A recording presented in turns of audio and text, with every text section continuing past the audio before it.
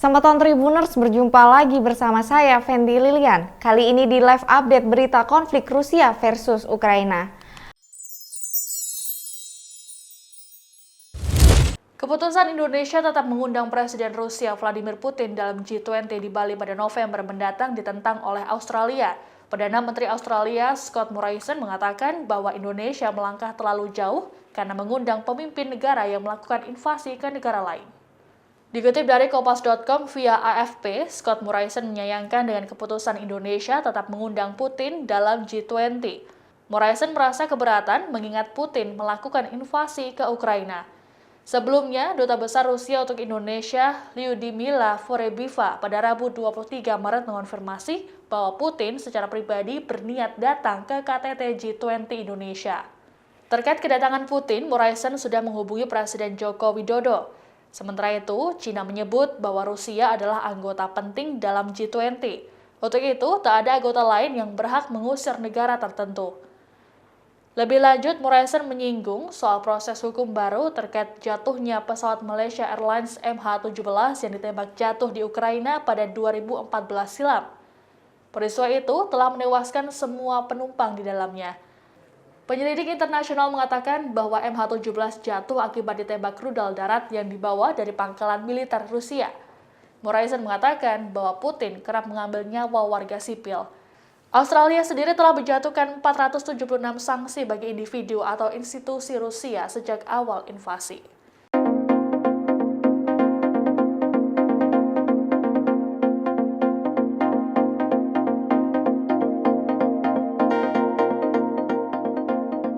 Presiden Rusia Vladimir Putin dikabarkan akan ikut menghadiri konferensi tingkat tinggi G20 di Indonesia akhir tahun ini.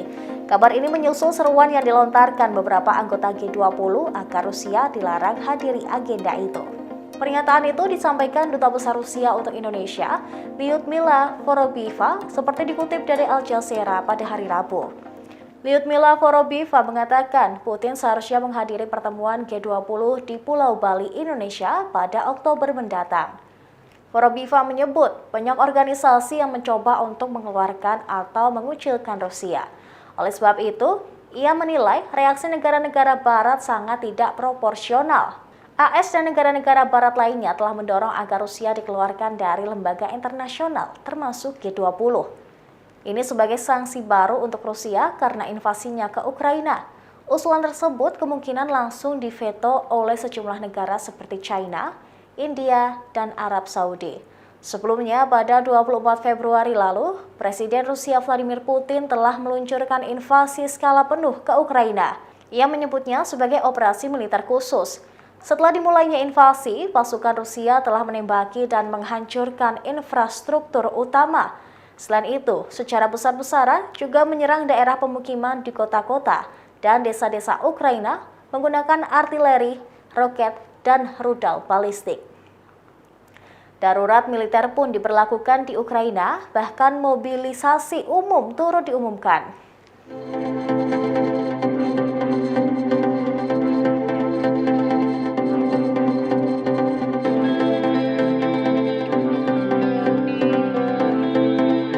Media asing menyoroti rencana kedatangan Presiden Rusia Vladimir Putin ke Indonesia dalam agenda KTT G20.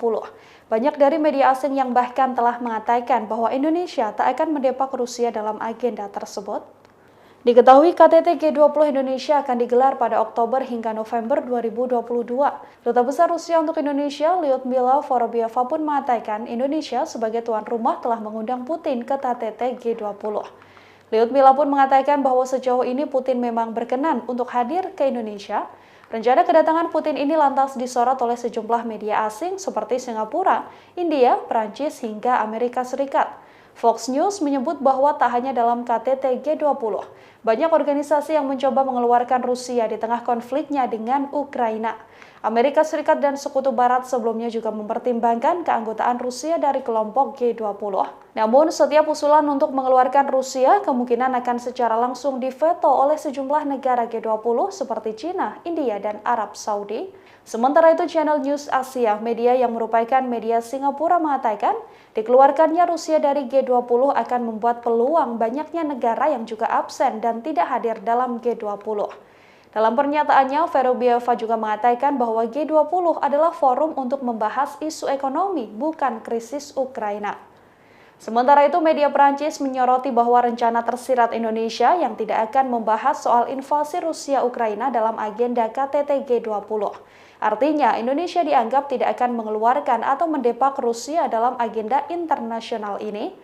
Sebelumnya, Rusia diketahui pernah dikeluarkan dari kelompok ekonomi G8 pada tahun 2014 akibat aneksasi Crimea dari Ukraina, sehingga nama grup tersebut menjadi G7. Kini apabila memang isu Rusia akan didepak dari G20, kemungkinan negara yang akan menggantikan Rusia adalah Polandia.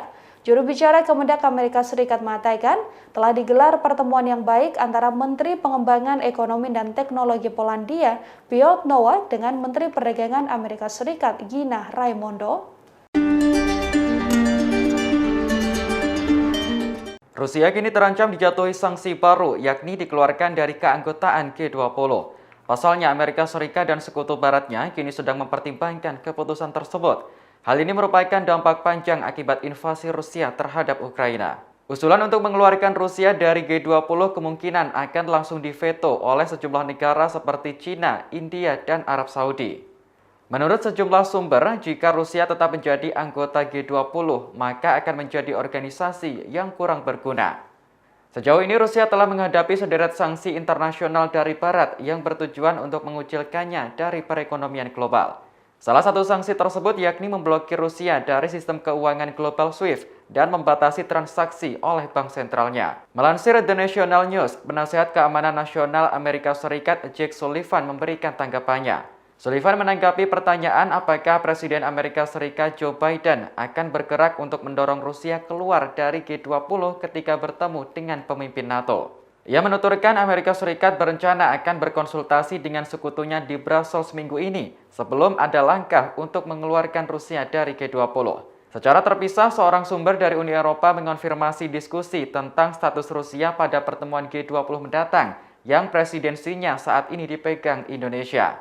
Menurutnya, kehadiran delegasi Rusia pada G20 tentu akan sangat bermasalah bagi negara-negara Eropa. Namun mereka menyatakan tidak ada proses yang jelas untuk mengecualikan suatu negara. Hal ini terlihat pada Selasa 22 Maret kemarin saat Menteri Perdagangan Amerika Serikat Gina Raimondo bertemu dengan Menteri Pengembangan Ekonomi dan Teknologi Polandia Piotr Nowak. Juru bicara Kementerian Perdagangan Amerika Serikat menyatakan Raimondo menyambut baik pandangan Polandia soal G20. Namun sumber dari kelompok G7 sangat tidak yakin jika Indonesia dan anggota lain seperti India dan China akan setuju mengeluarkan Rusia dari G20. Pejabat G20 dari Asia mengatakan Rusia bisa keluar dari G20 jika dengan sendirinya memutuskan untuk keluar. Keputusan Indonesia tetap mengundang Presiden Rusia Vladimir Putin dalam G20 di Bali pada November mendatang ditentang oleh Australia. Perdana Menteri Australia Scott Morrison mengatakan bahwa Indonesia melangkah terlalu jauh karena mengundang pemimpin negara yang melakukan invasi ke negara lain. Dikutip dari Kompas.com via AFP, Scott Morrison menyayangkan dengan keputusan Indonesia tetap mengundang Putin dalam G20. Morrison merasa keberatan mengingat Putin melakukan invasi ke Ukraina. Sebelumnya, Duta Besar Rusia untuk Indonesia, Lyudmila Forebieva, pada Rabu 23 Maret mengonfirmasi bahwa Putin secara pribadi berniat datang ke KTT G20 Indonesia. Terkait kedatangan Putin, Morrison sudah menghubungi Presiden Joko Widodo. Sementara itu, China menyebut bahwa Rusia adalah anggota penting dalam G20. Untuk itu, tak ada anggota lain yang berhak mengusir negara tertentu. Lebih lanjut, Morrison menyinggung soal proses hukum baru terkait jatuhnya pesawat Malaysia Airlines MH17 yang ditembak jatuh di Ukraina pada 2014 silam. Peristiwa itu telah menewaskan semua penumpang di dalamnya. Penyelidik internasional mengatakan bahwa MH17 jatuh akibat ditembak rudal darat yang dibawa dari pangkalan militer Rusia. Morrison mengatakan bahwa Putin kerap mengambil nyawa warga sipil. Australia sendiri telah menjatuhkan 476 sanksi bagi individu atau institusi Rusia sejak awal invasi.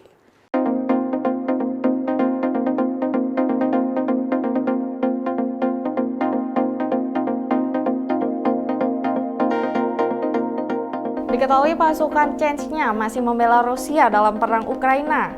Terbaru pasukan tersebut meledakkan batalion Azov menggunakan drone. Batalion Azov merupakan sebuah milisi ultranasionalis di Ukraina yang memiliki hubungan dengan para ekstremis di seluruh Eropa. Detik-detik peledakannya diunggah oleh akun Kadyrov. Mereka bergabung ke dalam beberapa pasukan dan berusaha mempertahankan Mariupol yang terus menjadi target serangan Rusia. Dikutip dari tribunmedan.com, keberadaan batalion ini menjadi satu dalih Rusia untuk menyerang Ukraina. Mariupol menjadi markas Batalion Azov yang menjadi garda nasional Ukraina. Batalion Azov ini berada di bawah Kementerian Dalam Negeri Ukraina. Para pejuangnya terlatih dengan baik, tetapi unit ini anggotanya terdiri dari nasionalis dan radikal sayap kanan. Gempuran Rusia membuat kota pelabuhan strategis di selatan Ukraina itu tidak memiliki aliran listrik. Hanya ada sedikit air dan sedikit persediaan makanan.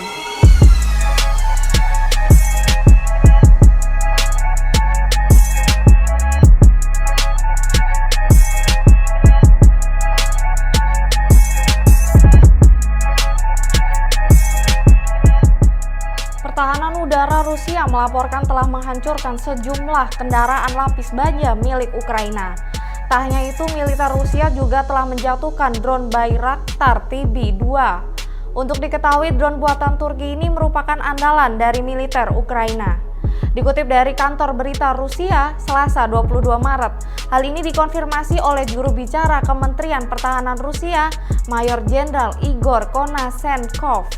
Pengemburan itu dilakukan oleh dua helikopter Rusia, yakni Ka-52 dan Mi-28N.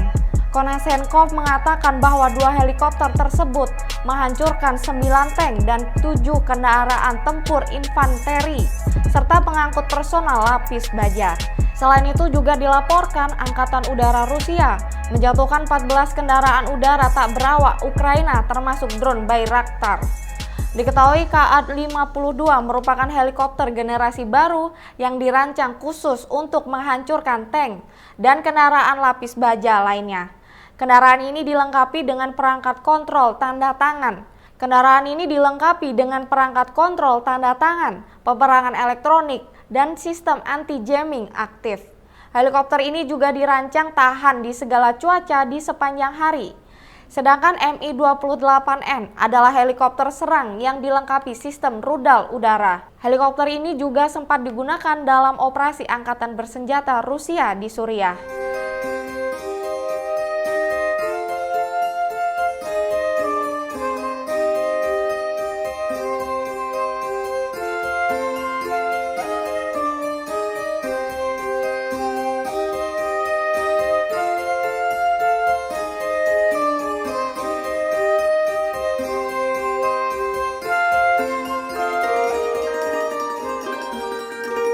Saksikan terus berita terkini lainnya hanya di channel YouTube Tribun Bali.